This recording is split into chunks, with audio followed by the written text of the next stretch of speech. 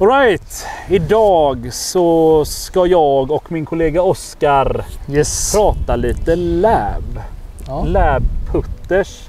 En av de egentligen hetaste produkterna i år. Ja, verkligen. Om man kollar på putter och kanske alla klubbar egentligen. Ja, men framförallt vad som för folk till våran lilla butik. Ja. Verkligen den största frågan är labputters. Ja, men så är det. Så vi tänkte försöka fördjupa oss lite mer i lab här idag. Ja, absolut. Vi befinner oss utomhus idag. Vi är på Valda. Natursköna Valda Golfklubb utanför Göteborg. Så kort och gott Oskar, kan inte du berätta för oss lab, vad är det som är så speciellt med lab? Vad står det för? Hur funkar det? Ja, men lab, LAB, Lie Angle Balanced. Det betyder alltså att lab, alla puttar är balanserade runt sin livevinkel. Som ni ser när man rullar runt den här så är den helt balanserad.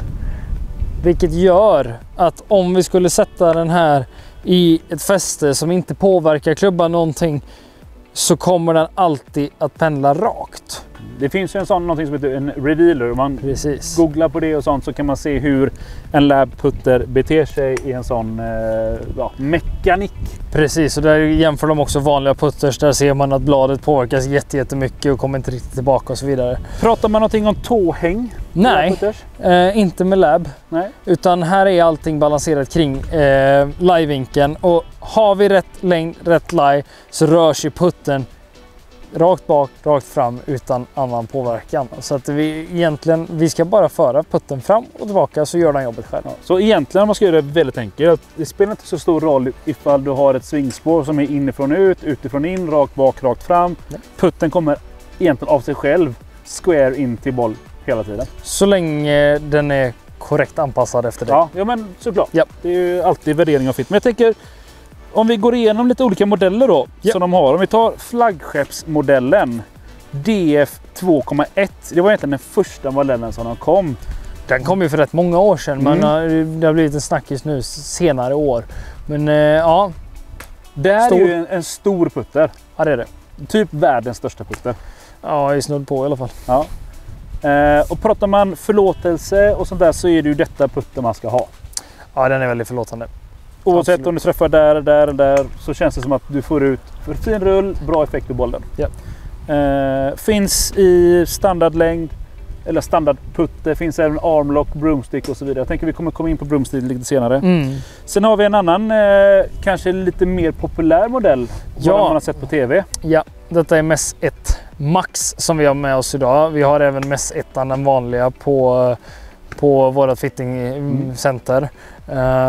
Den här putten är lite mindre, lite mer stilren kan man väl kanske tycka. Men bygger egentligen på samma teknologi som den stora putten. Och här gäller det att hitta någonting som passar ditt öga. Men även, de är ju lite olika hur de är ifästa i klubbhuvudet. Och där vet ju jag då att det finns ju olika grepp till de här. Nu har vi 3 olika grepp här framför oss. Jag tänker att vi kommer in på det alldeles strax. Ursäkta att jag avbryter dig. Du, det är okej. Men som sagt, det här är MES Max-modellen. Finns ju en vanlig MES 1 också. Och den är egentligen exakt samma huvudform, men den är 20% mindre bara. Korrekt. Sen finns det även en Link, bladputten. Den har vi tyvärr Den har vi inte med oss idag, utan vi jobbar med de större modellerna. Och den som har sålt absolut mest av alla, det är denna varianten. Den nyaste varianten. Och så som jag har förstått det, så är det ju egentligen en förfining på DF2. Men många tycker att denna kanske är lite stor, lite klumpig. Gjorde en liknande modell, lite mindre, lite smäckrare. Jag väntar ju fortfarande på min sån här, som är på ingång. För det här är något otroligt bra. Vi har också sett många på touren byta till denna modellen. Det är Phil Mickelson är senast som spelar denna. Sen håller du någonting i din hand. Ja, men jag håller en broomstick. Och jag trodde faktiskt aldrig jag skulle säga det, men jag gillar verkligen den här putten. Det är bland det värsta jag vet. Det är Liksom, man ska gå och sopa gatorna eller någonting. Det är Stig Helmer när han jobbar som gatusopare. Ja. Men på riktigt, jag trodde aldrig att jag skulle klara av att putta med en broomstick. Men det här är sjukt stabilt. Jag skulle lätt kunna stoppa den i min bag här och nu. Men det är mest ett max som vi har i broomstick-modellen här. Nej, men sjukt enkel att putta med, verkligen. Och vad som kan vara värt att nämna också när det kommer till lärputters, det är att det finns det finns 2 modeller. Det finns en som heter Custom och det finns en som är Stock Specs. Är det Stock Specs så är begränsningarna väldigt tydliga. Du kan egentligen bara välja längd och en fast lie. Det är fast färg och stålskaft och så vidare.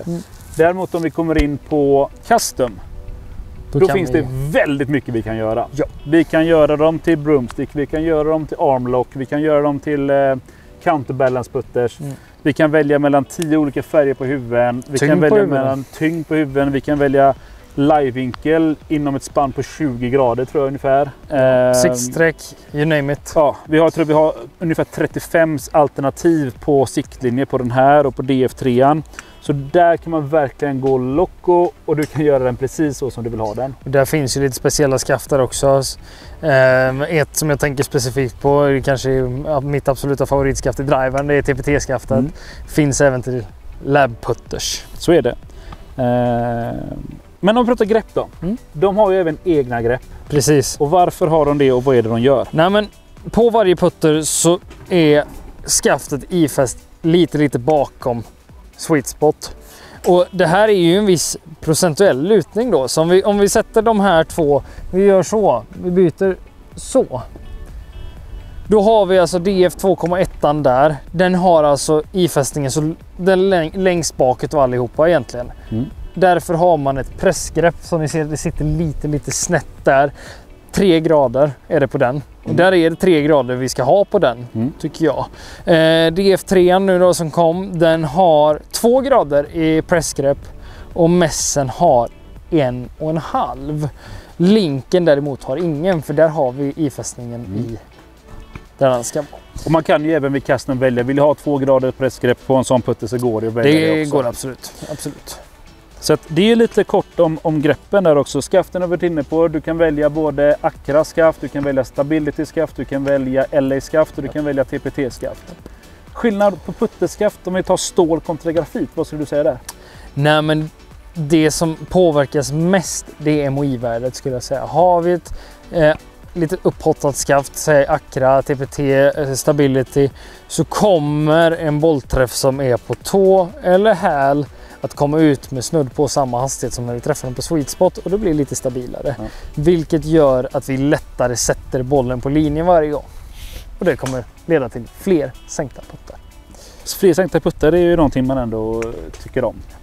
Nej, men de jag har gjort fitting på lab i år säger att det är snudd på fusk. Så att, ja, men det båda väldigt gott och det är en väldigt intressant produkt som levererar sjukt bra. Hur funkar det med fitting då på lab? Hur funkar det hos oss? Ja, men hos oss så har vi en mässputter där vi kan justera längd och vi kan justera lien. Vi använder oss av Capton som vi har hos oss där vi ser vilken lie skulle vi behöva, vilken längd skulle vi behöva och hur mycket forward press skulle vi behöva, så vi vet vilket grepp vi ska sätta på och så vidare. Sen finns det ju, även om man vill göra en liten remote fitting på det, så finns det att gå in på Labs hemsida. Det vet du lite mer om. Ja, men precis. Har man inte möjlighet att komma till oss så kan man faktiskt gå direkt via Lab också. Via deras hemsida så finns det något som heter Remote Fitting, där du filmar dig själv när du står egentligen och svingar din putter ungefär så här. Skickar in den videon till Lab, sen kommer de komma med rekommendation på längd och lie. Precis. Och även modell också. Och då kan man ta den rekommendationen, komma in till oss och så kan vi diskutera det därifrån också. Exakt. Så sitter du uppe i Norrland eller någon helt annanstans så går det att lösa en lab till dig också. Ja, och det går absolut att komma till oss i Göteborg också. Så det är bara att boka in en putterfitting. Så är det. Som sagt, så putterfitting på lab gör vi hos oss i Göteborg. Vi jobbar med alla märken såklart, men vi vill slå ett slag för lab för vi vet att det genererar bättre puttning. Och i och med att vi har den här fittingputten så kan vi också erbjuda fitting för er vänsterspelare där ute också. Så är det faktiskt. Så det är kort och gott det som vi hade idag kring lite labputters. Nästa vecka är det söndag igen och då syns vi då också. Ha det gött så länge.